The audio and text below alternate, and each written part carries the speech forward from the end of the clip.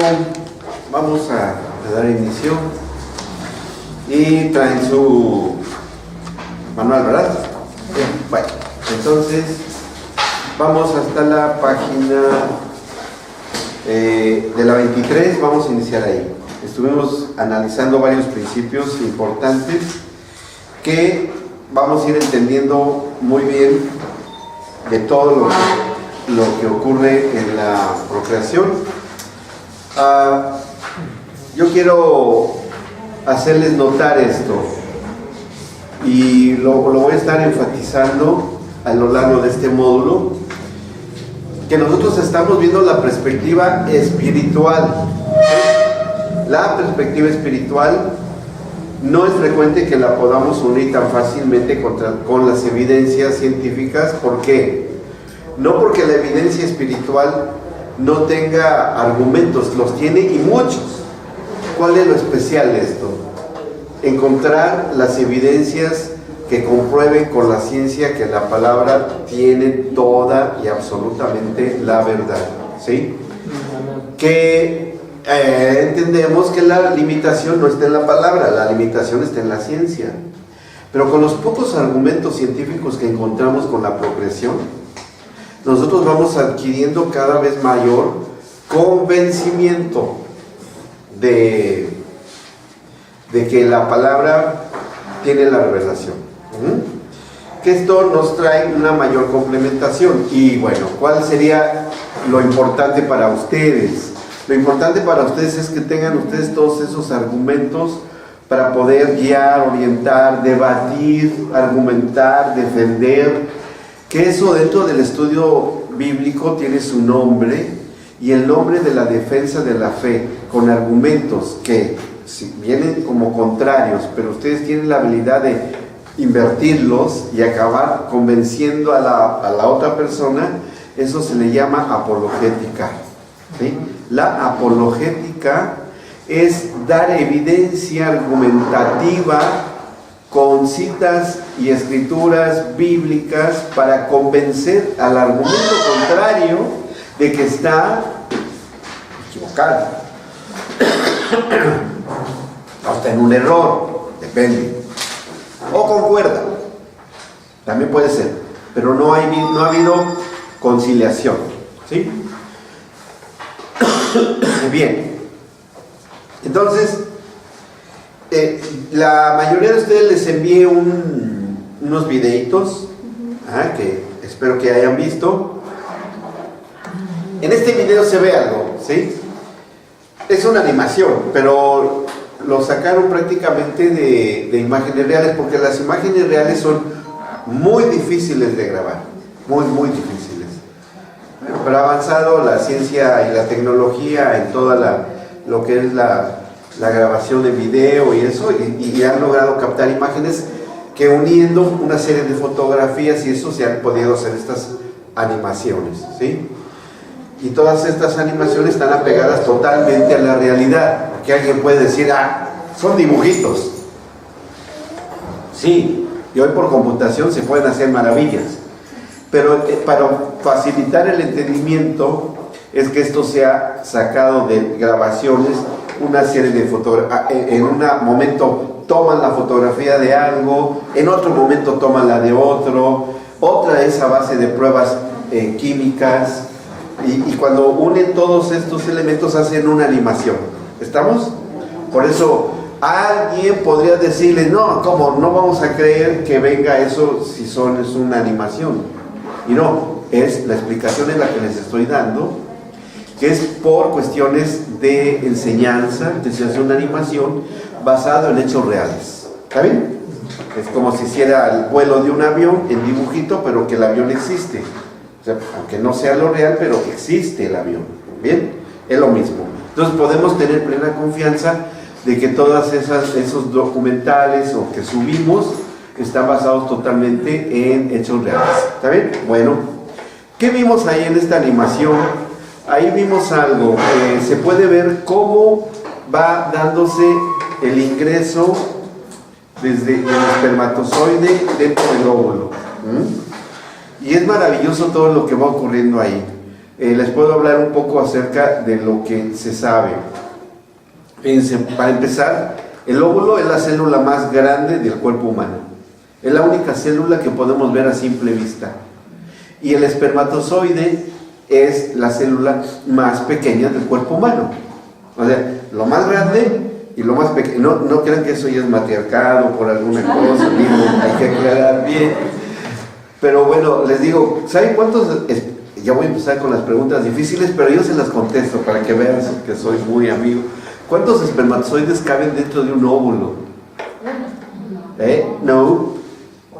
Si es la célula más pequeña, es la célula más grande, ¿hasta cuántos podrían caber adentro? 75,000 espermatozoides. Un estadio, ¿no? O sea,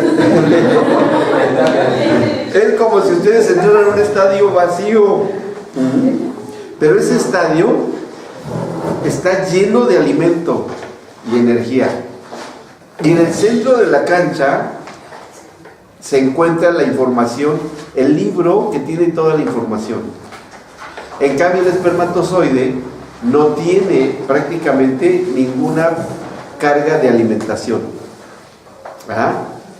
Tiene la información de papá genética, y lo que lo impulsa es lo que se llama el cuerpo, y después viene la colita del espermatozoide. El cuerpo tiene toda una carga de una sustancia especial que es pura energía. Es como si fuera nafta. Se va procesando esa energía y hace que el espermatozoide avance. Y tiene entre el cuerpo la unión del cuerpo y la colita, que es un flagelo, una colita larga. Encontraron el sistema de cómo es que rota, porque da vuelta así, y por eso se ve que la colita va como en espiral y gira, no se mueve así, gira, por eso hace una espiral. Bueno, la unión de la colita con el cuerpo es un engrane, es como un motor, porque es un engranaje que gira así, y al girar así, hace que gire así, ¿sí? O sea, es como un sistema de motor microscópico, mecánicamente perfecto. ¿Cómo existe un sistema biomecánico mucho más pequeño que el espermatozoide, que es la célula más pequeña, y que este mecanismo sea tan perfecto que son dos engranes, uno que gira así y el otro que gira así, donde va unida la colita, y aquí está el cuerpo? Yo pensaba que eran como los brazos de uno, como... No. Como las neuronas que se conectan. Ajá, no es por... Y lo que hace que gire del cuerpo del espermatozoide está conectado directamente al combustible. Mecánico. Totalmente mecánico, ¿sí? Un principio de motor de combustión interna perfecto. Y que en millones de espermatozoides se replica una y otra vez.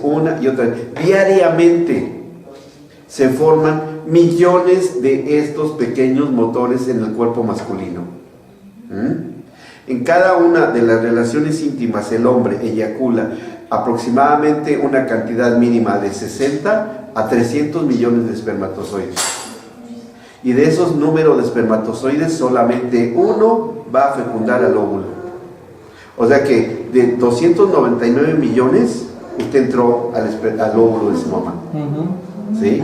O sea, somos más que vencedores, ¿o no? Si alguien se sentía derrotado en esta vida, que se quite la idea, porque es usted más que vencedor. Le ganó a 299 millones la gran carrera. Y acá está. Es como para darle gracias a Dios, ¿no? Ah, sí.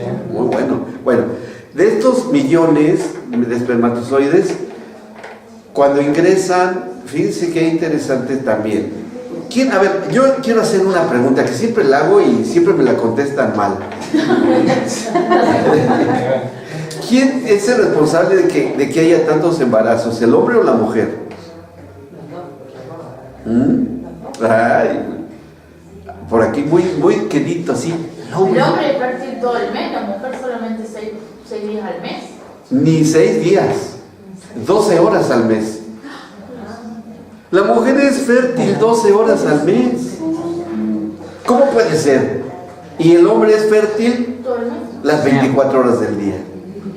Un solo óvulo que vive 12 horas al mes contra 300 millones de espermatozoides que están vivos y que al otro día produce otros 300 millones y al otro día, si es que hubiera una relación sexual diaria.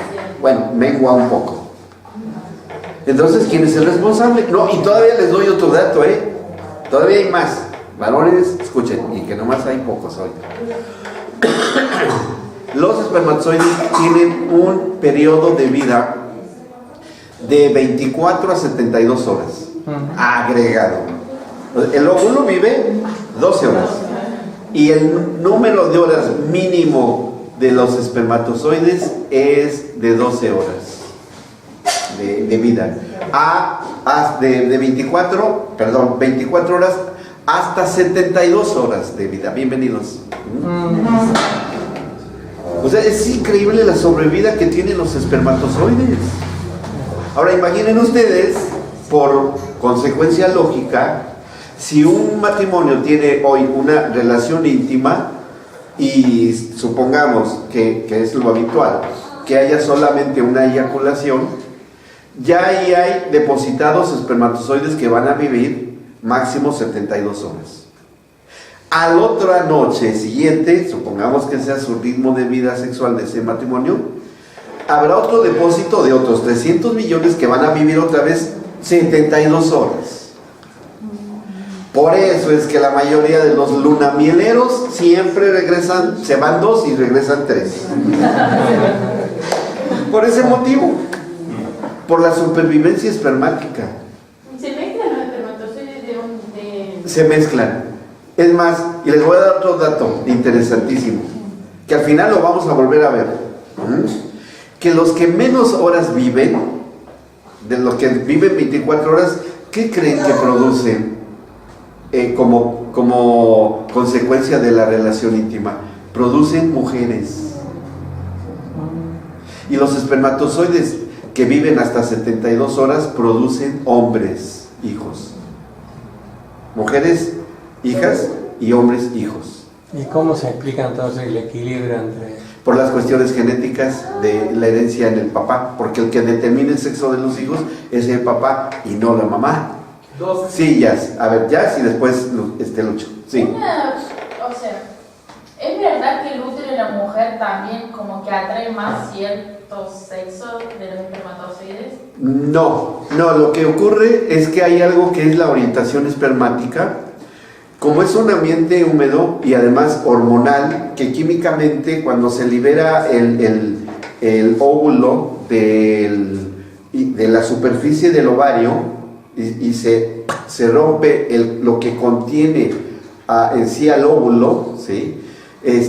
Se libera toda una carga de hormonas femeninas que se llaman estrógenos, ingresan a la sangre, circulan por la sangre rapidísimo y van y le informan químicamente al ingreso del útero, el cervix, le informan que ya salió el óvulo. Entonces, la entrada en el útero está bloqueado por un moco muy duro.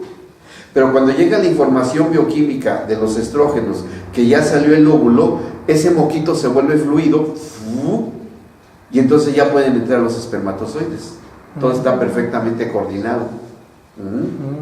Y dura poco tiempo la información de los estrógenos liberados, que dura lo que dura vivo el óvulo, aproximadamente unas horas nada más, 4 o 6 horas si acaso, en que la entrada del útero está viable y pueden entrar los espermatozoides. Una vez que pasa el efecto de los estrógenos, que es como si fuera una inyección intravenosa en la mujer, deja de estimular el útero, el cuello, y se vuelve a producir moquito duro, se endurece, tan duro como si fuera un muro, y los espermatozoides ya no entran, se quedan atrapados en el conducto vaginal. Y el conducto vaginal es muy agresivo a los espermatozoides por su natural acidez química. El pH es ácido e inactiva a los espermatozoides, se quedan paralizados, se mueren. O sea que el conducto vaginal de la mujer de por sí es espermaticida. ¿sí? O sea, destruye a los espermatozoides. Aparte que está el bloqueo del cuello uterino, que solamente se abre unas cuantas horas. ¿Sí?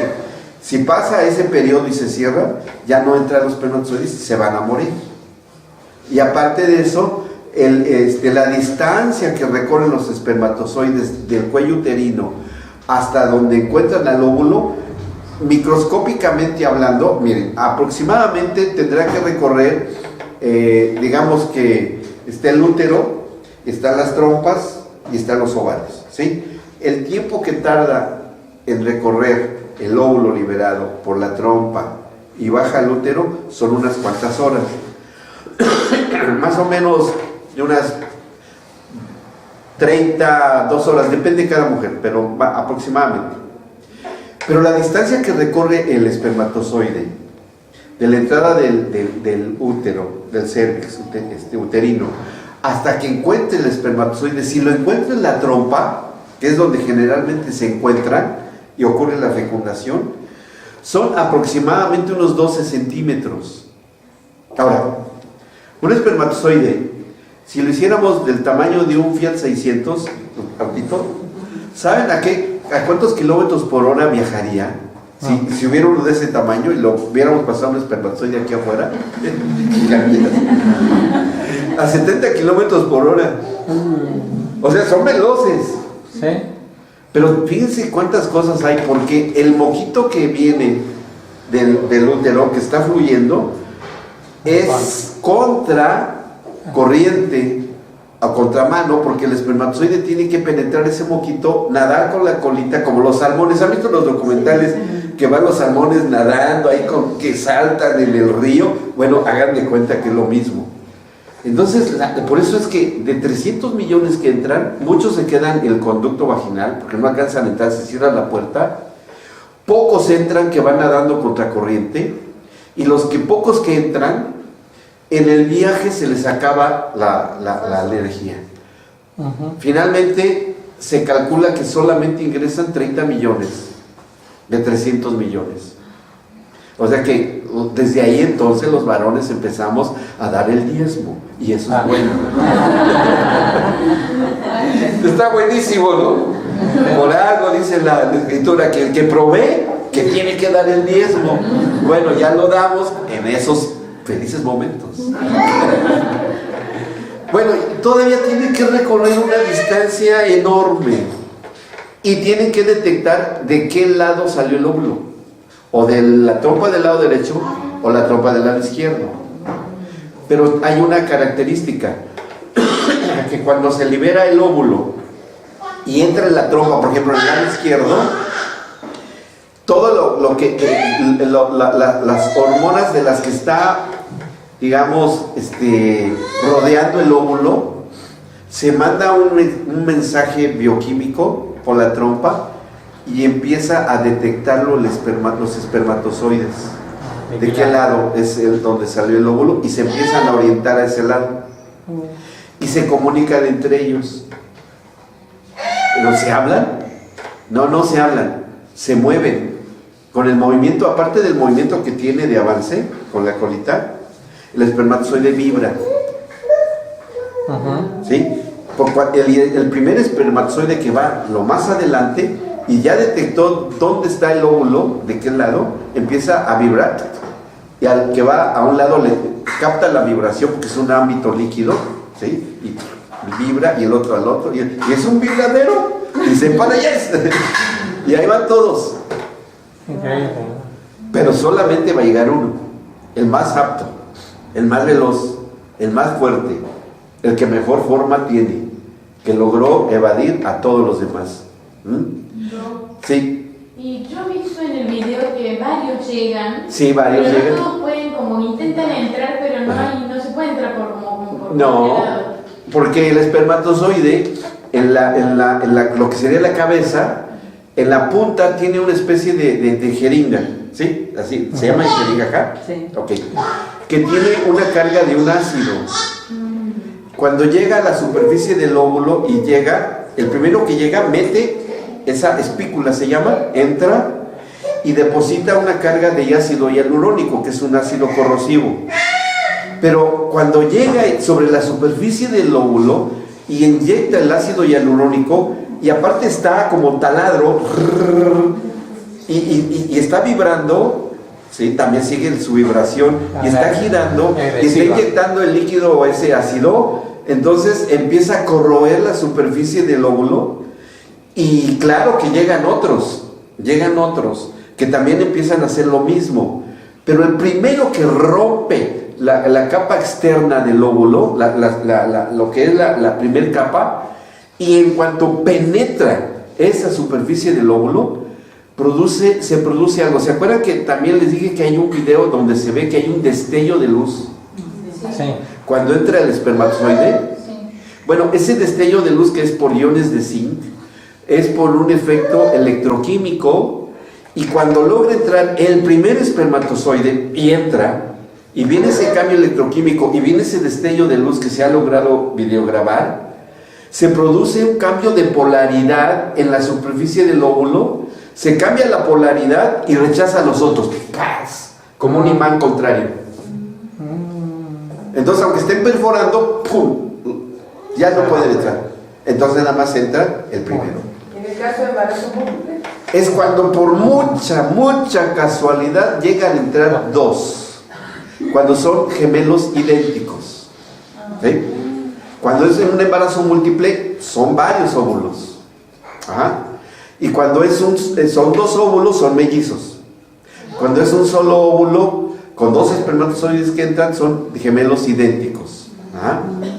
Y cuando son embarazo múltiple, son varios óvulos, cada uno con su propio espermatozoide. Sí. En psicología lo que enseñan, Sí. en el primer mes del embarazo Sí. se evidencia más el sexo de la mujer.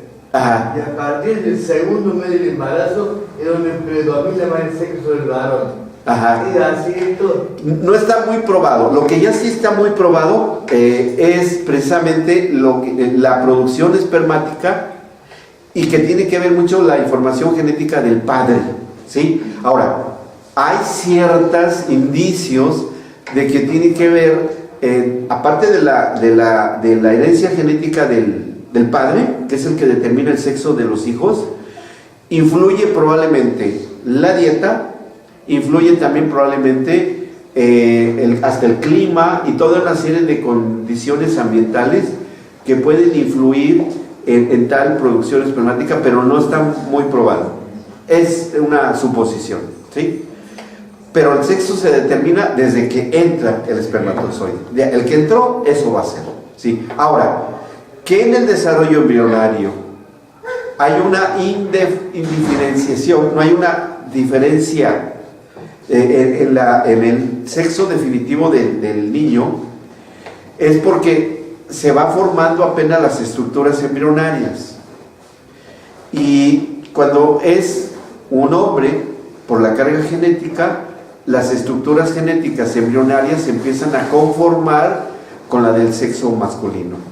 Cuando es un espermatozoide con información genética de mujer, lo que empiezan a formarse son estructuras genitales femeninas.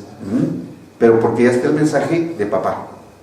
Aunque en el óvulo la información es, genéticamente hablando, de mujer. Bien, por eso se define. ¿Eso es lo que primero se va formando? ¿Qué? ¿En el embrión? ¿El sexo o no? Al mismo tiempo todas cosas, pero sí, ya va la información genética. O es hombre o es mujer. La mujer produce siempre... nosotros, el ser humano tiene dos cromosomas sexuales, ¿sí? El cromosoma sexual X, que es el que produce mujeres, y el cromosoma sexual Y, que es el que produce hombres. La mujer, sus óvulos siempre van a tener dos cromosomas sexuales, siempre van a ser X y X. O sea, la mujer solamente puede producir mujeres, ¿sí? El hombre produce X, Y o XX, ¿ah? Pero los espermatozoides, cuando por la información que llevan, puede ser un espermatozoide que sea X o puede ser un espermatozoide que sea Y. Entonces, dependiendo el que entre, se va a mezclar con el el cromosoma femenino, que es X, siempre X. Si entra un espermatozoide X, va a ser un XX. O sea, será una mujer.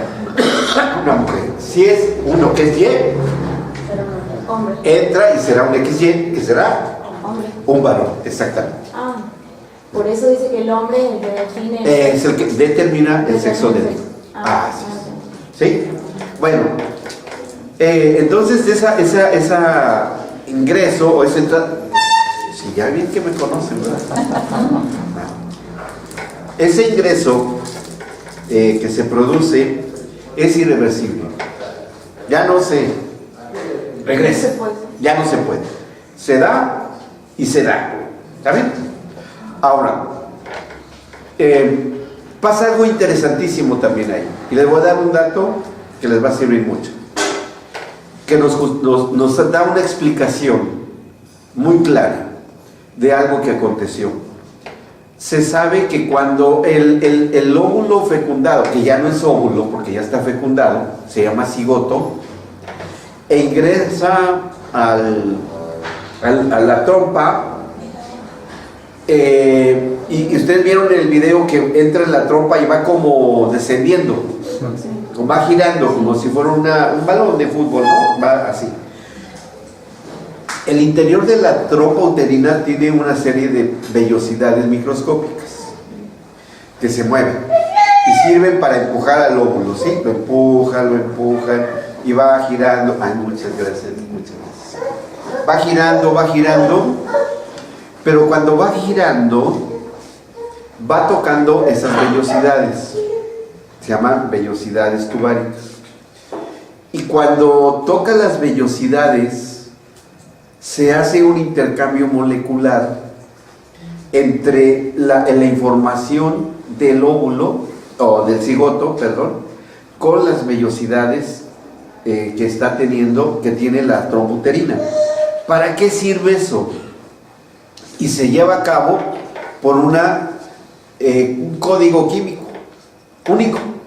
Cada ser humano, como tenemos huellas digitales, ese código químico es único para cada individuo.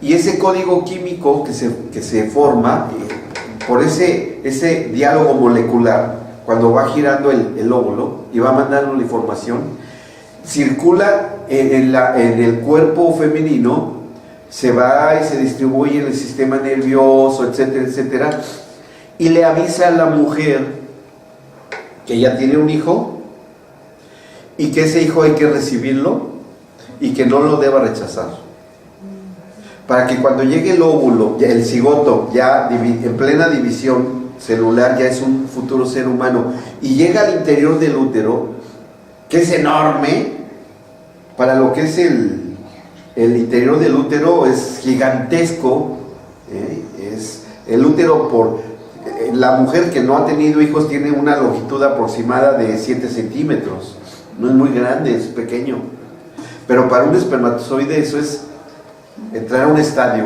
no más, gigantesquísimo, ¿no? Bueno, el interior del útero se ha formado una capa de moco espeso muy nutritivo, son puras proteínas, sangre, muy nutritivo, que cuando llega el óvulo y cae yo insisto, ya el cigoto en plena división ya tiene otros nombres, mórula, gástula, blástula, etcétera.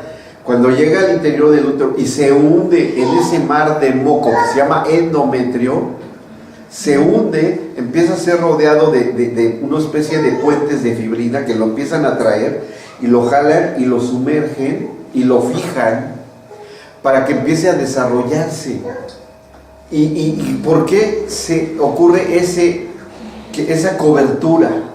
Por la información que le ha enviado cuando iba descendiendo por la trompa uterina ese futuro bebé, sí. Una pregunta, yo tenía entendido también que había como una especie de lucha entre el óvulo fecundado, que tenía como que medio como que se incrusta en las paredes del útero, y el útero al principio como que lo rechaza y hay una lucha hasta que precisamente por esa información, ese código químico, se le informa a la mamá que ella tiene un hijo y que tiene que recibirlo y no rechazarlo.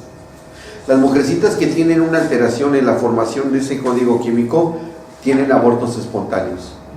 ¿Sí? ¿Por qué? Porque no pudo retenerlo. Pero es probable porque ese futuro bebé venía con algún defecto grave.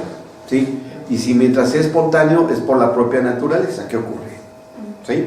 Ahora, ahí les va el dato interesante. Ese código bioquímico único que se forma en la mujer, cuando llega la memoria bioquímica inmunológica de la mamá, porque es un fenómeno inmunológico, que se rechace o no, va a quedar esa huella para preparar a la mujer primero, primero que acepte ese bebé, que acepte el embarazo, y que venga todo lo que viene después. Prepararse para el parto, prepararse para la lactancia, que nazca el bebé, y después surge el amor materno, gracias a ese manejo, esa información bioquímica, de que acepte ese hijo, a ese bebé. Pero no solamente termina o cesa cuando el bebé nace, para aceptar el amor y la relación maternal con ese hijo. ¿Saben ustedes cuánto dura la información bioquímica de aceptar ese hijo y para poder después haya una separación? 30 años. 30 años. Por eso es que María, la madre del Señor Jesucristo, pudo aceptar la separación y la muerte de su hijo Jesucristo a los 30 años de edad, para prepararla para separarse de su hijo amado. Maravilloso, ¿no? Y que es cuando la madre normalmente acaba aceptando que sus hijos ya son o ya han formado una nueva familia y pueden separarse. O sea, no que lo dejen de amar, sino que lo empieza a amar de forma diferente. Y eso es maravilloso. Maravilloso. Recuerdo el último video que mandó donde hablaba, no sé qué, la mujer, qué profesión tenía, no sé si era psicólogo, que hablaba del aborto, que le estaban haciendo un reportaje. La doctora Chita, sí. Sí. Ella decía que las niñas, porque el que le hacía el reportaje, le decía qué pasa con las niñas que fueron abusadas, que por qué ellas no pueden abortar. Y ella decía que había visto la cara de niñas que habían abortado, que una cara de tristeza. Claro, porque es por eso. Claro, y ahora entiendo, digo, porque ellos ya tenían el amor. Ya estaba, aunque no quisieran, Aunque no digo, quisieran. aún cuando haya sido el producto de una violación, aun cuando haya sido eso, el cuerpo responde. Que puede ser, ¿y por qué puede ser que una niña pueda aceptar eso? Yo llegué a atender niñas de 12 años de edad embarazadas. Y yo les puedo testificar como médico que exactamente eso sucede, y es cierto. Es cierto. Pero es por esa información. ¿Sí? Entonces, por eso es que, fíjense qué tremendo, porque se corta un equilibrio muy delicado bioquímico, que ese corte tan brusco, tan severo cuando se practica un aborto, que toda la disposición y la estructuración bioquímica y neurohormonal que ya se había ido conformando en los circuitos emocionales de la mujer, que son inconscientes, no son conscientes, no son voluntarios, sí trae una alteración bioquímica de los neurotransmisores que va a ocasionar un desequilibrio emocional, que es de ahí donde viene el síndrome posaborto, por ese desequilibrio bioquímico. ¿Vamos bien? Entonces, ya llega, se empieza a desarrollar y ese endometrio se transforma posteriormente en la placenta. ¿Sí? Hasta que ya viene el nacimiento del bebé. Bueno, ahora, ¿qué es lo que a nosotros nos interesa saber? Todavía ya lo último en cuanto a información científica, que bueno, en su página 23 de su manual dice algo así, donde empieza lo de, desde arriba, desde el primer párrafo arriba, dice: la experiencia adquirida por estos estudios que se ha estudiado mucho. Ahora, ¿qué vamos a ver?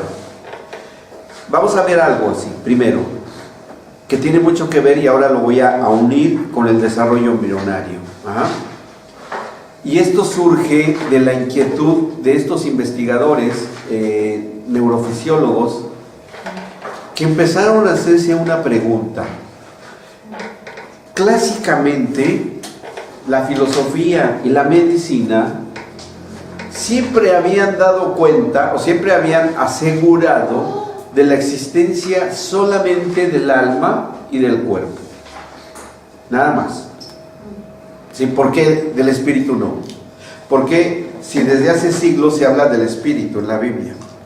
Porque en mucho tiempo atrás se consideraba que el espíritu era el producto de la mente. ¿Sí? Un producto mental, como la inteligencia, como una mezcla de emociones, etc. Pero eso movió a gente investigadora, y allá por los años 60, cuando estuvo gobernando en Estados Unidos el presidente Kennedy, ¿se acuerdan la historia de los 60?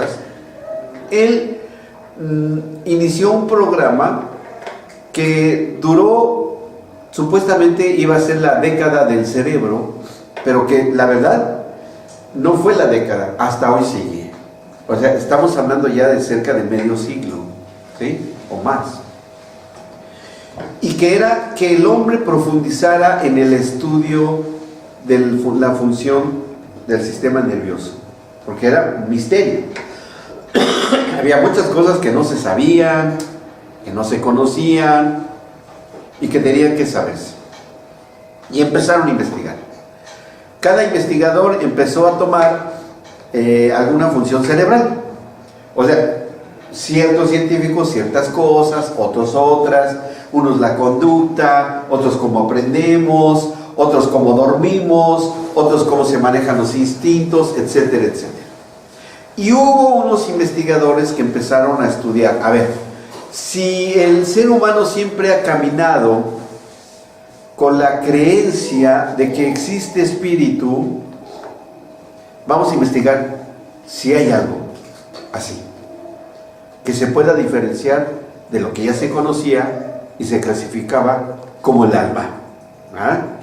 Recordemos, ¿qué elementos son los que se consideran dentro de lo que constituye el alma humana? A ver, díganme algo. Las emociones. ¿Qué más? Los deseos. No, son mezclas. Lo básico, lo más básico de lo básico dentro del alma. Las emociones, la voluntad y funciones fisiológicas. Eso es más cuerpo. Ajá. Es emociones. Sí. Las emociones, la inteligencia y la voluntad. Esos tres son los tres elementos básicos del alma. ¿Sí? Dentro de las emociones hay 4 componentes de las emociones básicas, ¿sí? Que son la ira, la tristeza, la alegría y el afecto. ¿Sí? ¿Puedo repetirlo otra vez? A ver, hay los componentes, elementos que componen el alma, ¿sí? Las emociones, la voluntad y la inteligencia. De las mezclas de estos surgen otros. ¿Ok? Ahora, dentro de las emociones están 4 emociones básicas. La ira es uno, un componente. La tristeza, ¿okay?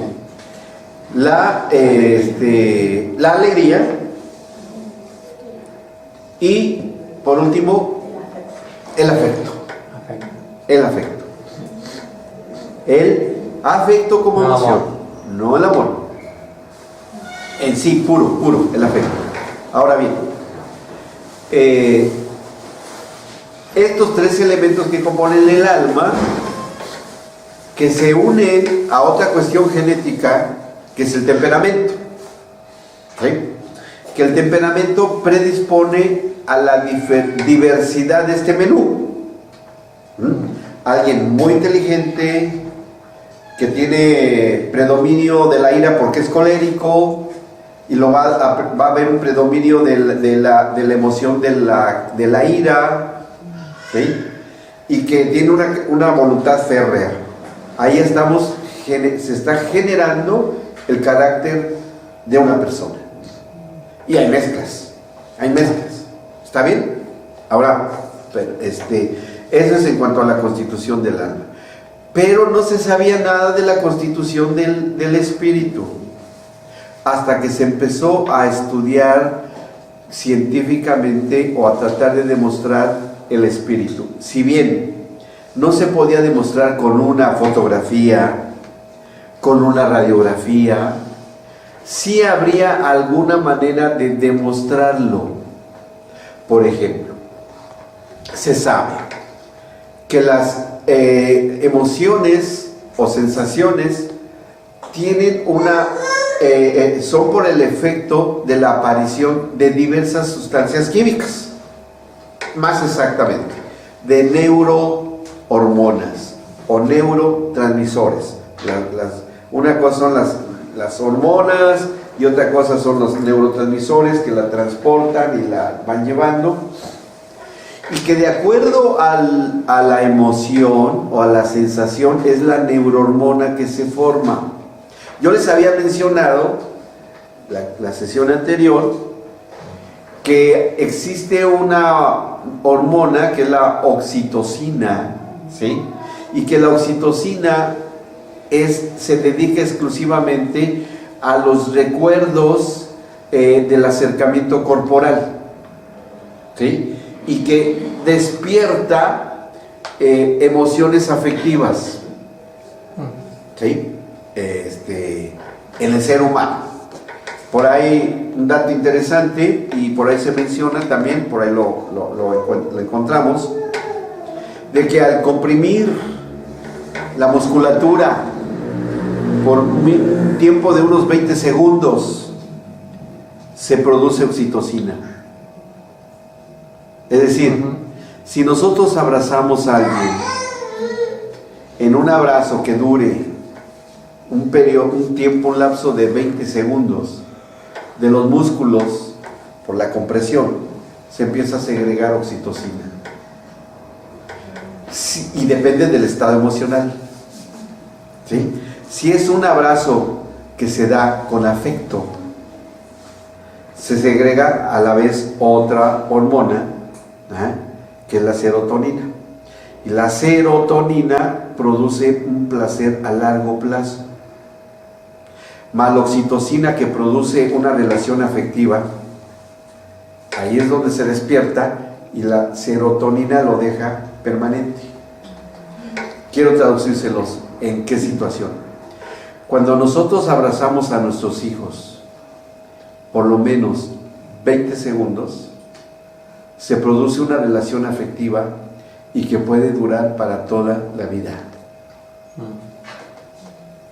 Si es un abrazo con violencia, sí, y por más de 20 segundos, sí se puede segregar la oxitocina. Sí va a ser un recuerdo afectivo al principio. Pero si es violento, si es con violencia, que despierta otras hormonas como la adrenalina o la noradrenalina, que son las hormonas de la alerta, que bloquean a la serotonina, se produce un acercamiento de rechazo, de agresión y de violencia. Y el recuerdo que queda fijo es: sí, se acercaron conmigo físicamente, sí, me abrazaron, sí, pero fue muy desagradable. Y no se olvida, se queda fijo para siempre. Sí, doctor. ¿Qué tema va a tocar? Porque el tema de la oxitocina, a nosotros nos tocó investigarlo para cárceles. Sí. Para el tema de que la oxitocina se relaciona con la hormona del placer. Claro. Y que lo que genera placer en la mujer, sí, no genera lo mismo en el hombre. El hombre se maneja con testosterona, sí, y la mujer se maneja con oxitocina. O sea que la mujer necesita producir, corríjame, Sí, sí. Pero la mujer necesita producir oxitocina a diario y lo consigue por el solo hecho de que la escucha. Del abrazo. Sí. O sea, Eso. de la escucha. Sí, sí, sí. De la escucha Ajá. empática. Ah, sí, sí, ok. Entiendo. Ahora, Sí. ¿por qué lo marca tanto y ahora usted lo toma de otro terreno? Sí, claro, porque también depende muchísimo la respuesta que hay en la circunstancia en que se dé. ¿Sí? Ahora, cuando es una cercanía física casual, pero placentera, como ocurre en una relación íntima casual, Sí. se segrega otro tipo de hormona, que es la dopamina, que es el placer inmediato y se borra. ¿Sí? No se queda fijo. Que eso es lo que produce y es común encontrar por ejemplo, en el violador. Ajá, sí. Como una prueba legal, bueno, pero no se detecta porque se disipa de inmediato, pero se sabe que se produce. Pero la serotonina no, es así, permanece permanentemente, que es lo que se va dando a lo largo se empieza a estructurar y preparar durante el noviazgo y ya en el inicio de la vida íntima, en el matrimonio, ya se empieza a fijar el recuerdo. ¿Sí? Y bueno, y sí, y en el hombre sí hay variaciones, pero que finalmente también hay producción de oxitocina, tanto en el hombre como en la mujer, también hay, en los dos, porque es una hormona común en ambos sexos. ¿Sí? Bueno, ahora, todo este juego neuroquímico es muy importante porque en el embarazo tiene una influencia tremenda en el bebé en gestación. ¿Sí? Sí. Una pregunta antes de salir por un tema. En el caso de los varones que por ahí sus juegos o cercanía es un poco más ruda o más... Sí, sí.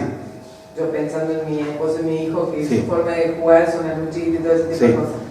En ese caso se genera una hormona, no sé cuál será, pero Sí. positivamente. Sí, positivamente. Sí.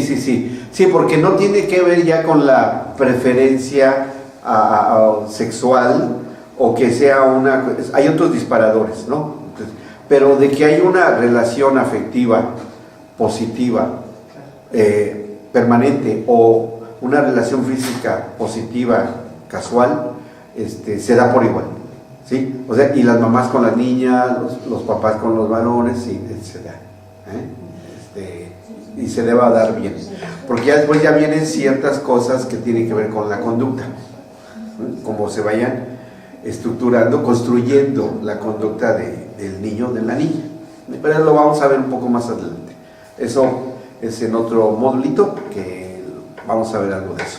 Bueno, ahora bien, es tremenda la influencia neuroquímica que se le da a los bebés cuando están dentro del útero. Lo que investigaron estos hombres fue, estoy empezando a plantear diversidad de elementos que vamos a empezar a unir, ¿sí? Fíjense cómo está aquí escrito. Ahora sí vamos a entender lo que está aquí en la página 23.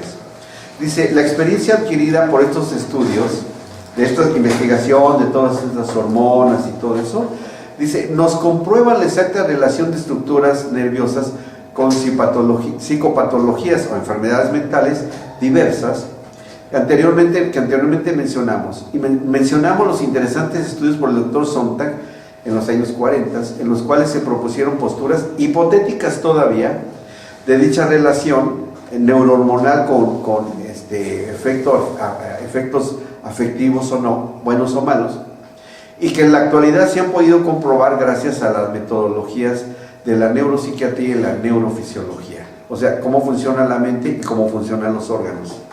Ahora bien, en el estudio con neuroimágenes también se han detectado lo que serían las memorias emocionales explícitas, que es lo que he mencionado, las cuales se hacen presentes, fíjense qué interesante, en la expresión mística del individuo. Mística. ¿Cómo? ¿Qué tiene que ver la cuestión mística con la respuesta neuroquímica en el ser humano? O sea, ¿qué relación hay? Debe haber alguna relación que vamos a descubrirla. Bueno, dice, seguimos leyendo. Aquí viene algo medio técnico, pero se los explico. Emocionales explica, las cuales se hacen presentes en la expresión mística del individuo. La localización exacta de las áreas corticales, o sea, de las cortezas cerebrales y diencefálicas, o sea, lo que está dentro del cerebro, en determinadas conductas de voluntarios han podido determinarse. Los experimentos realizados en la Universidad de Pensilvania por el doctor Andrew Newberg y el psiquiatra y antropólogo de la religión Eugene Diakili, desde los años 70, demostraron por medio de la imagenología a través del SPECT, que es un sistema de positrones que se analizan, ahora les explico cómo funciona eso, de una peculiar actividad fisiológica y neuronal. Por ejemplo, variaciones en las ondas cerebrales, ritmos cardíacos, consumo de oxígeno y modificación del consumo de oxígeno, y preponderantemente de la actividad cortical o en la superficie de la corteza cerebral, en los lóbulos cerebrales prefrontales, aquí en el frente, y en momentos de profunda meditación o el rezar, según las creencias particulares de los voluntarios. Leemos el siguiente reportaje de sus investigaciones y lo que descubrió. Dada la importancia de este descubrimiento, transcribo el presente artículo.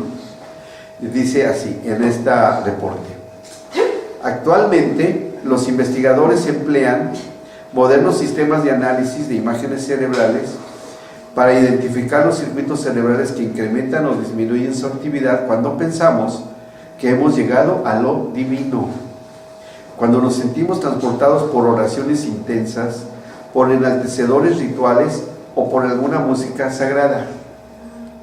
Producto de la moderna tecnología del rastreo de imágenes cerebrales, se ha encontrado, como se esperaba, que durante experiencias de meditación, la corteza prefrontal, sede de la atención, muestra un brillo inusual. Miren, lo que hacen los científicos es que le dan a los voluntarios que estudiaron, le dan a beber un líquido que tiene marcados ciertos electrones, que son químicamente específicos y que se unen, se pegan, se adhieren a las neuronas que están funcionando en ese momento. Y ellos descubrieron, porque en nuestro cerebro en el interior hay zonas que funcionan para una cosa y zonas que funcionan para otra. Por ejemplo, para procesar el entendimiento de cuando oímos, se encuentra aquí en esta parte. Y para traducir el lenguaje que estamos hablando, está también ahí. Lo que vemos, nosotros no crean que vemos con los ojos, ¿Cómo? No, la interpretación de las imágenes se da en la parte de atrás del cerebro. Hasta allá se encuentra lo que procesa la visión humana. Los ojos solamente son receptores de luz, dirigen los rayos lumínicos, depende de las frecuencias del color y todo eso, del movimiento y eso, llegan a la parte trasera del cerebro, y ahí el circuito neuronal forma la imagen y nos da a entender qué color estamos viendo, qué forma tiene, qué volumen, si tiene movimiento o no, etcétera, etcétera. Igual el oído, todo. Bueno, entonces estos marcadores que se les da con esta máquina, el SPECT, que así es sus siglas en inglés, detectan en qué partes del cerebro está funcionando y ahí van y se pegan, ¿sí? Entonces, en estas máquinas, que son una especie de anillos gigantescos, los han visto en documentales, si no es que le han hecho a alguno de ustedes algún día ese estudio, y los meten y ahí se oye un zumbido tremendo. Como son marcadores especiales, lo que se toma, lo que le ponen a la persona, hacen un mapa del cerebro. Y cuando hacen este mapa, inclusive ustedes aquí en su manual, en la página 27, está esta imagen, ¿sí? ¿No tiene manual, Santi? Bueno, al final lo se puede adquirir, está ahí. Este es un mapa con ese aparato.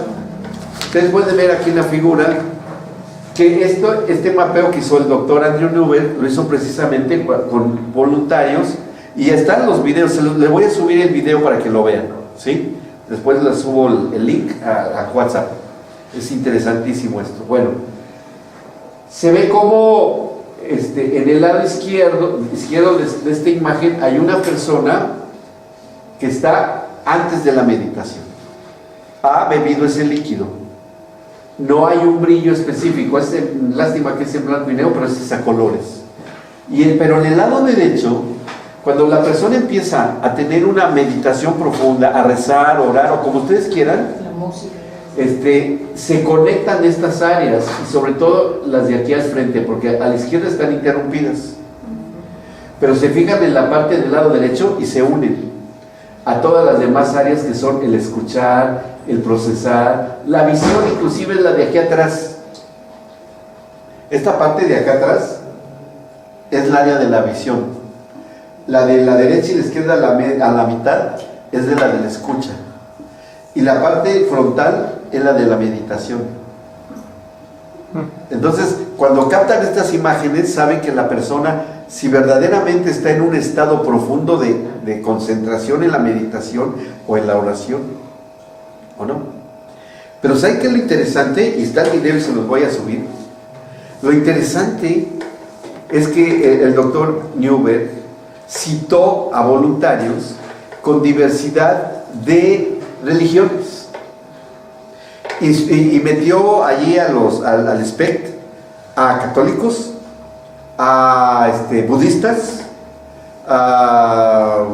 y a monjas, a monjas como católicas, y a gente evangélica, unas que cantaban en un coro, de coros cristianos. Y los fue metiendo a todos y cada uno, y los metió, le dijo, hagan lo que saben hacer y todo. Y lo interesante es que una de las mujeres cristianas, cuando estaba dentro de la máquina, empezó a orar y a cantar en lenguas, cuando estaba ahí. Y en esas personas, específicamente, fue donde se hizo notoria la conexión. En los demás, no, pero en ellas, sí. En ellas sí hubo esa unión de todas las áreas, ¿sí? Sí brilló intensamente la meditación acá, sí hubo una fuerte respuesta, pero en quien se hizo la conexión completa y total, así de intensa, fueron esas personas. Y está el video de que ellas dan testimonio, y el doctor también.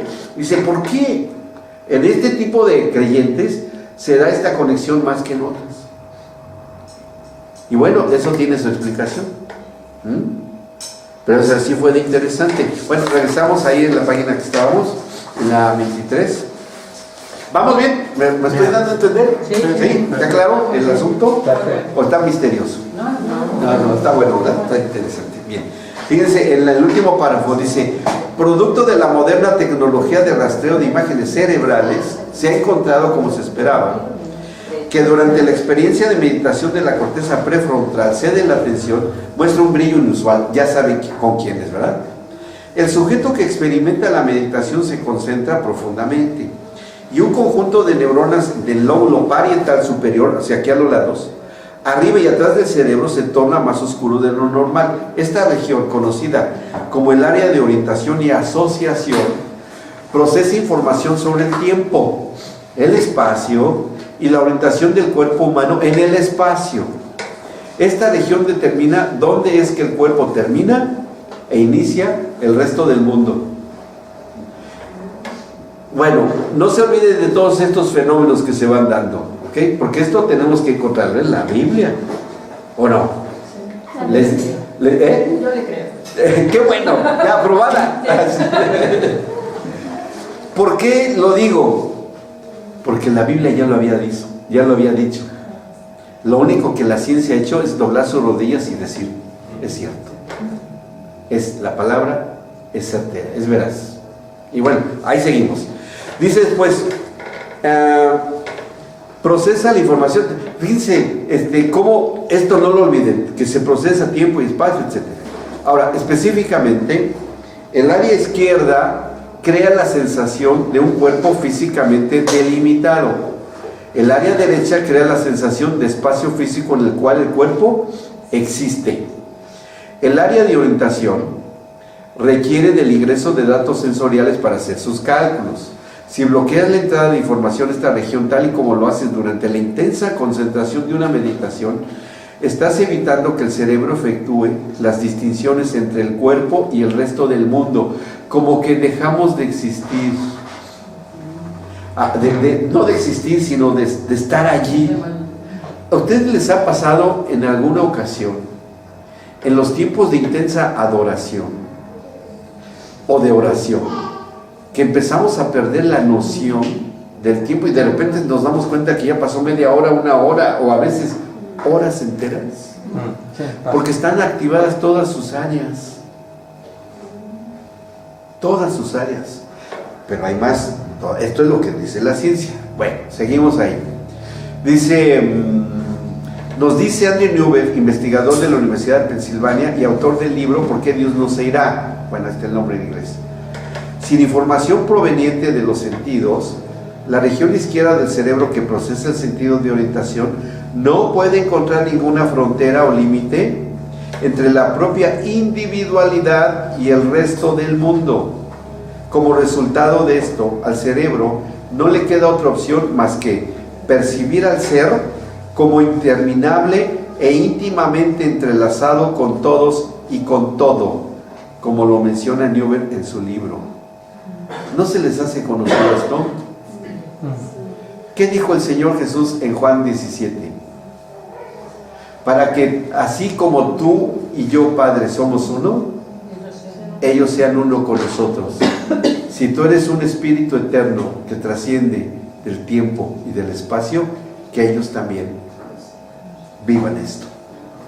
Y este diseño que el Señor hizo fue precisamente para que nos podamos introducir totalmente y sumergirnos totalmente en Él, y para que toda la evidencia y todas las respuestas y todo en lo que se respecta a nuestra respuesta humana esté preparada para eso.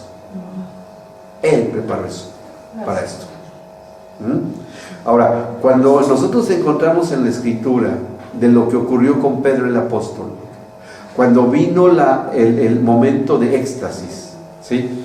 Que tenía hambre, estaba orando en la azotea de una casa, y estaba orando allí. Él había sido llevado por el Espíritu Santo a ir a la región de Jope, y estaba allí, y estaba orando. Era cerca del mediodía, ya tenía hambre, se estaban segregando los ácidos gástricos, y si olía un rico asado, peor todavía, sí, peor todavía. Tenía todo el sentido. Pero empezó a traer un éxtasis, que tuvo la visión de un lienzo que baja y se le muestran animales inmundos, y que el Señor le dice: Pedro, mata y come. No, Señor, esto no. 3 veces, hasta que al final el Señor, agotándose en la paciencia, le dice: Pedro, lo que yo limpié no sea llamado inmundo, ¿no? Y poco después viene ahí que es llevado a la casa de Cornelio el centurión, en Hechos capítulo 10. Todo eso está en Hechos 10. Bien. ¿Y qué pasó ahí? Que hubo una cosa así. Y esto no es nada extraordinario. O sea, todos nosotros potencialmente pueden ser activadas todas estas áreas en momentos de una intensa relación con el Señor. Estamos preparados para eso. La cuestión está en ejercitarlo. ¿Me explico? Ahora, si estamos nosotros en un estado de alerta permanente, ¿sí?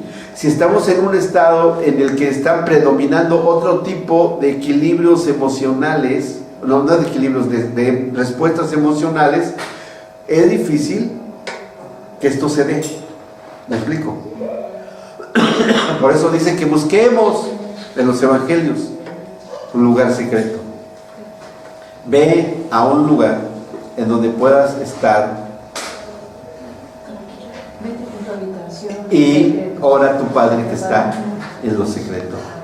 Y no es que sea una cuestión así de que, así mágica o de rituales. No. Es decir, yo se los traduciría como médico. que tus actividades cerebrales que entran en función en la intensa respuesta neurohormonal de la meditación, que es el lugar secreto, que es tu parte interna, entren en relación con el Espíritu de Dios. ¿Sí? Y se puede. Puede Sí. ser también cuando uno está estudiando la palabra. También puede Que a ser. veces se despiertan cosas o vemos cosas que, Sí. ay, me doy cuenta de eso. Sí. Puede ser eso. Y la revelación tiene mucho que ver ahí por parte del Espíritu Santo. Ahora lo vamos a ver, eso es lo que sigue a continuación. Por eso puede estar en que esté más dispuesto el cuerpo a la mañana temprano. Puede ser. Uno no está tan enchufado en todo. Claro que sí. Tiene una predisposición mejor. Además, yo les voy a decir algo bien interesantísimo. Eso está bien bueno, lo que les voy a decir está muy... Fíjense qué interesante. Ya ven que hay una cita que dice que el Señor habita en la oscuridad, ¿verdad? ¿Cómo se les hace ese versículo? Así como que... ¿Cómo?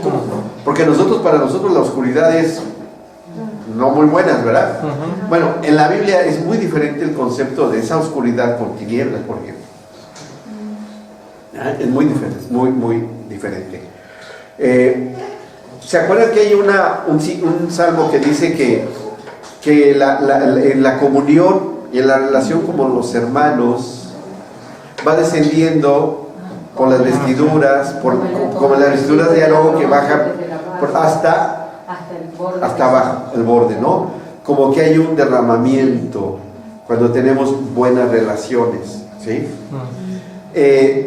¿Se acuerdan ustedes que el tabernáculo estaba dividido en secciones? ¿Sí? ¿Cuáles eran esas secciones? A ver. El lugar santísimo, el lugar santo y los atrios. ¿Bien? Y que el tabernáculo finalmente era el prototipo de ¿quién? El anuncio del Señor Jesucristo. Hablando en cuanto al concepto hebreo de lo que es el tabernáculo. ¿Bien? ¿Ok? Pero también tiene mucha relación cómo estamos hechos nosotros, cómo nos hizo Dios.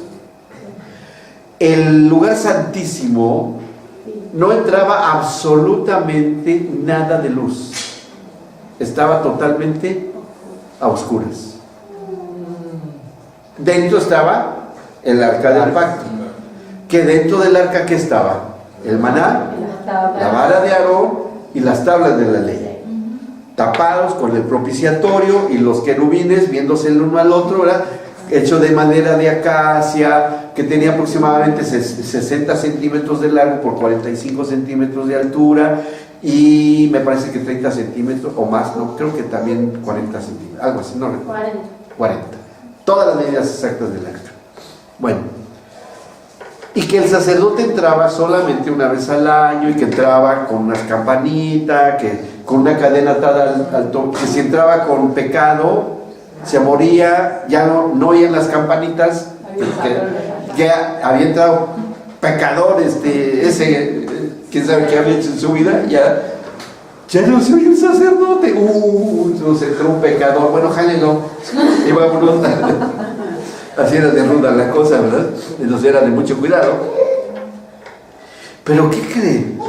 Que en el lugar oscuro, que ahí es donde estaba la presencia del Señor, eso es ni más ni menos lo que ocurre con nosotros cuando en los momentos de intensa meditación inclinamos nuestra cabeza.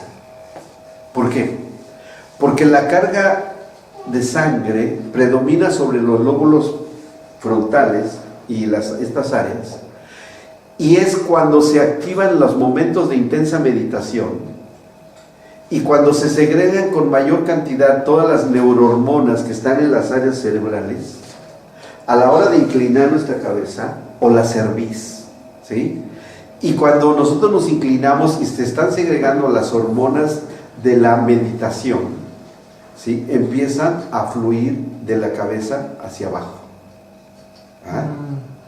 Entonces, la entrada del sacerdote, del sacerdocio que cada uno de nosotros ejercemos, y entramos en unión con la presencia de la deidad que está en el lugar oscuro, que es las partes internas de nuestro cráneo, en las partes de nuestro cerebro, ahí es donde entra, que está la presencia del Espíritu Santo, con las funciones propias de nuestro espíritu, para unirse y empezar a tener comunión, y vienen todos este tipo de reacciones corporales, neuroquímicas. Dice, ay, pero es que eso es ciencia. Sí, pero es que así nos diseñó el Señor. Así nos diseñó. Si inclinas tu rostro en adoración, estamos haciendo que todo nuestro sistema se active. ¿Por qué creen que han visto a los hebreos cómo oran? Sí. Cuando están haciendo ahí. Sí. Bueno, ahora yo voy a empezar a ver muchos que van a estar no, pero generalmente siempre estamos así. Pero ya cuando lo hacemos consciente es más fácil elaborarlo, ¿sí? Es más fácil estar orando, Señor, ¿sí? Porque es una tendencia natural del hombre que cuando está en presencia de lo que él reconozca como una deidad, es que hay esos movimientos de adoración, ¿sí? Sea lo que sea, lo que sea. ¿Eh? Es una forma natural que el Señor puso para que se dieran todos esta fenomenología neurohormonal, neuroquímicas. ¿Sí? Ahora, quiero que lo vean así, que la ciencia le da la razón a lo que está aquí escrito en la palabra. Sí, claro, maravilloso. Maravilloso. Bien. Ahora, todo el resto del tabernáculo, y que ahí adentro del arca, le estoy a lo mejor dándole una interpretación, pero está bien, hermenéutica lo que es, está bien. ¿Qué es lo que está dentro del arca, de la alianza? El maná. El maná, que es el prototipo y la sombra de quién? Que viene el alimento del cielo. El pan del cielo. ¿Y quién es el pan del cielo? Cristo. ¿Sí? Está las tablas de la ley, y que finalmente son los ordenamientos divinos, el entendimiento de las disposiciones judiciales del Padre, para que siendo algo espiritual lo transportemos a algo de la vida cotidiana. ¿Está bien? Y está la vara de Aarón, que reverdece. ¿Saben ustedes cuándo reverdece el almendro? Porque era una vara de almendro. La vara de almendro solamente saca su floración en el tiempo de invierno. O sea, cuando aparentemente está todo seco y muerto, es cuando más reverdece la almendra. En los tiempos en los cuales nosotros podemos sentir que estamos solos y abandonados, es cuando el Señor en el lugar secreto hace que podamos florecer. Gracias, Señor. ¿Sí? Gracias, Señor. Esto es hermoso. Sí. Él ha previsto. No, nada más cuando estoy feliz, entonces sí puedo tener comunión. No, aparte de eso. Y el pan del cielo, el alimento que es Cristo. Ahora, esa arca de la alianza es en nosotros esas estructuras cerebrales, porque tenía que ser cubierta de sangre. Y todas estas áreas cerebrales solamente funcionan en base a dos cosas: oxígeno y glucosa, que circulan por la sangre. ¿Sí? Nada más. ¿Ok? ¿Vamos bien? Muy bien. Sí. Ahora, esto es así. Esto es lo que descubrieron. Seguimos leyendo ahí. En la letrita que están subrayadas acá, en página 24, un testimonio de alguien, de un voluntario, lo describe así: sentí una absoluta comunión, una apertura, experimentar una conciencia de la presencia de Dios alrededor de mí, así como una sensación de quietud, de natidad repleta de la presencia de Dios permeando mi ser, que son los momentos de intensa relación y comunión, que es necesario que eso se dé, y que, por ejemplo, lo encontramos en el caso de David cuando compuso los salmos, o de los profetas cuando dijeron profecías. ¿sí? O de cualquier función y actividad espiritual en las cuales sí intervenga el Dios vivo. Yo no digo que estas funciones no puedan darse en alguien que no sea cristiano, se dan, pero ¿qué tipo de Dios está ahí? Depende. O sea, estamos preparados, o sea, somos como un radio hecho, ¿sí? Un aparato. Lo encendemos y está prendido y recibe cualquier mensaje. Pero depende el emisor del mensaje que captemos. Esto es lo que les sirvió a estos científicos para demostrar la existencia del espíritu. Estos médicos, investigadores, Newberg y Diaghilev, lo confirmaron con el SPECT. Hubo otros anteriores a ellos, que eran dos investigadores que se asociaron también. Uno de los mejores neurofisiólogos que han existido, que es fue, porque ya falleció, un Sir inglés, Sir John Eccles, y su colaborador Karl Popper, así se llamaba. Este neurofisiólogo Sir John Eccles, que ganó un premio Nobel entre los dos por sus investigaciones, el doctor Eccles, en una entrevista que en el ámbito científico se promovió muchísimo, él dijo, y está escrita, se les voy a subir también la entrevista, toda la entrevista para que la disfruten, ¿sí? Y él dice, si no, los científicos, hablando de ellos, si no aceptamos la existencia del espíritu, aparte de la existencia del alma, nuestra ciencia está en un callejón sin salida. Y ellos, premios Nobel, aceptaron no solamente la existencia del alma, sino también la existencia del espíritu. Oigan, no puede haber alguien más allá que un premio Nobel. ¿En qué año fue esa declaración?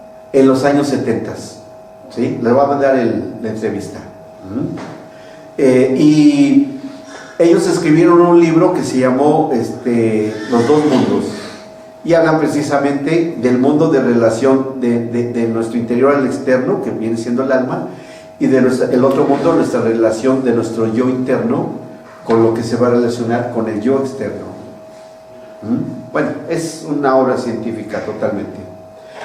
Entonces, si estos hombres lo han determinado, nosotros nos vemos obligados, como creyentes de la Biblia, a que encontremos una explicación en la cual nosotros podamos unir las dos circunstancias. Es decir, fíjense la tarea que tenemos que hacer. Tenemos que encontrar las evidencias de la unión entre lo que la ciencia ha descubierto, de que la ciencia dice, sí, el espíritu existe, y todas sus funciones neurohormonales, psicológicas, etcétera, etcétera, están íntimamente relacionadas con lo que se reconoce hoy como el espíritu que reside en el cerebro humano. ¿Me explico? ¿Y para qué nos servirá eso? ¿Qué utilidad tiene eso para nosotros? ¿Creen que la tenga? ¿Creen que la tenga? Esa utilidad de unir las estructuras orgánicas con lo espiritual. Si no, ¿qué seríamos? No seríamos más que animales. O planta. O plantas, sí, un ser vivo. Ajá. Entonces, fíjense qué interesante, porque un ateo, aunque se diga ateo, es ateo porque sus creencias están fundadas en una mezcla de ideas, de ideologías, etcétera, etcétera, etcétera. Pero de que es espiritual, es espiritual. Y no lo puede negar, porque ni modo que le falte la parte anterior del cerebro, que no la tenga activada es porque no quiere. Pero si oye música clásica de Beethoven o de Mozart, y que también se activan estas zonas, entonces se está dando cuenta de que existe el espíritu. O que se emocione por una obra de arte, qué hermosa escultura, y le gusta y ve y todo. Es porque está funcionando su espíritu, porque la ética, la estética, todo lo instintivo, todas las cuestiones de espirituales del ser humano radican en el espíritu. Pero cuando esas funciones del espíritu se unen a la presencia del Espíritu de Dios que está morando en nosotros, oigan, eso es otra cosa. Es otra cosa. Seguimos leyendo. Dice, esta es la descripción que la hermana Celeste, una monja franciscana, proporciona después de la oración de 45 minutos que realizó. Experiencia que fue analizada por Newberg con el equipo más moderno de rastreo y monitoreo de actividad cerebral. Durante sus momentos religiosos más intensos, cuando ella experimentaba la presencia de Dios y una completa absorción de su propio ser dentro de la divinidad, su cerebro mostró cambios como aquellos que observados por Newberg en meditadores budistas tibetanos. La región cerebral que percibe la orientación espacio-temporal se volvió más oscura. El hecho de que una experiencia religiosa se refleje en la actividad cerebral no es tan sorprendente después de todo. Todo lo que experimentamos, desde el sonido de un rayo hasta la vista de una mascota, una sensación de miedo y el pensamiento de un castillo, deja una huella en el cerebro. Sin embargo, la neuroteología, que es una rama de la ciencia que surgió después de estas investigaciones, o sea, todo lo que yo les he estado hablando se basan en esta ciencia, la neuroteología, muy seria, muy protocolaria, muy estricta en el seguimiento científico, que hoy ya se le da la atención debida. Esta rama de la ciencia ha hecho que muchos investigadores serios, que en un principio se decían ateos, hoy se hayan convertido al cristianismo, viendo y analizando estos hechos. ¿Sí? Bueno, dice la neuroteología. Seguimos leyendo. Dice después, ¿en dónde nos quedamos? Neuroteología está llegando más lejos que simplemente afirmar que las experiencias religiosas dejan huellas en el cerebro, ya que está señalando concretamente las áreas y regiones cerebrales involucradas en las experiencias espirituales, así como también rastreando cómo es que surgen dichas experiencias. Por otro lado, el hecho de que una experiencia tenga su explicación a nivel neuronal no significa que dicha experiencia exista solo en el cerebro, o que sea solo parte de una actividad cerebral sin una realidad independiente. Pensemos en la experiencia pay de manzana, que es un ejemplo clásico en la neuroteología. Pay de manzana. La región olfativa del cerebro registra el aroma de la canela y la fruta. A ver, vamos a hacer ese ejercicio. ¿Sí han comido el strudel? Ya empezamos. Bueno, ¿sí les gusta el strudel? Sí. La torta de manzana con canela, sí, con miel, riquísima. ¿Pueden acordarse del olor? No lo estamos oliendo, ¿eh? No, pero no me acuerdo. Pero ¿son capaces de acordarse del olor de la canela? Y del sabor de la manzana, la textura de la manzana, lo dulce de la miel, lo crocante del pancito, ¿sí? Wow, ya está, sí, ya. Vamos a comprar uno y después regresamos. Bueno, fíjense, esta es la experiencia. Que el cerebro registre el aroma de la canela, fruta. ¿Y por qué sabemos que es un strudel? Si ya alguna vez lo probamos y lo olemos y sabemos que es un strudel, porque tenemos impresa la memoria olfativa. Ahí está, ya quedó fija, ¿sí? Y ese es un dato interesante que les voy a dar también. Bueno, dice, la corteza somatosensorial procesa la sensación crujiente en los labios y la lengua. La corteza visual registra la imagen del pay, o del pedacito de torta. Recuerdos de pais pasados, la cocina de la abuela, la panadería de la esquina, o sea, lo asociamos, o sea, tenemos un recuerdo asociativo.